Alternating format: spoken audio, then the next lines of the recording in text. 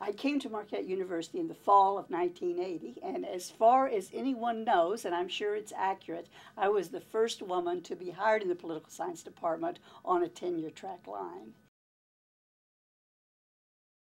I think it took some adjustment on the part of students and the department and faculty in other departments to simply accept a woman. I know that one political science major told me that she was certain she was in the wrong classroom when I walked in as the instructor that day because there had never been a female instructor in political science.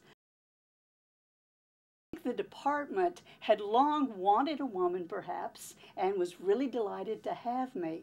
On the other hand, being the newest hire, the most junior member of the faculty, I was expected to take the minutes of the faculty meetings, and so I started taking notes, but I was the mother of a 2-year-old daughter who was in daycare, and my colleagues, bless their hearts, go on and on and on, and I was going to have to leave unless my daughter was going to be taken to social services because I didn't pick her up on time, so I left. And the minutes were incomplete. And after that, the faculty here in the political science department decided, well, maybe the chair should be the one responsible for the notes of the departmental meetings, because after all, he could dismiss the meeting if he had to be somewhere else. In the early 1980s, there really weren't a lot of women, assistant professors or otherwise. And so we banded together in a support group, and we met monthly in one of our homes for a potluck. And we shared information about the university and about our departments and sort of clued each other in on how the academic game at Marquette was played. We called ourselves Alpha, which means first and best. Alpha had to disband, and it's sort of a success story.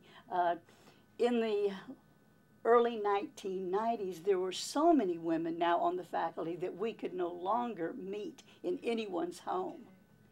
And so we continued to keep in contact with each other. We supported each other on a one-to-one basis. But Alpha began to dissipate because of success. There were just simply too many women now to include in any one support group.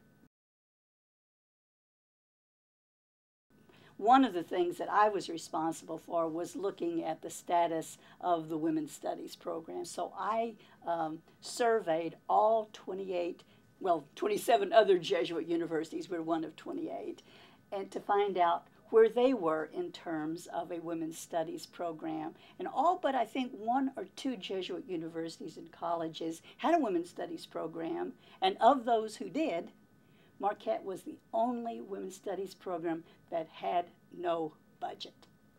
Okay. So that was one of our recommendations. And certainly the financing of the women's studies program improved thereafter. Well, just have a ball. I wish I were on campus and could join you for all of the events.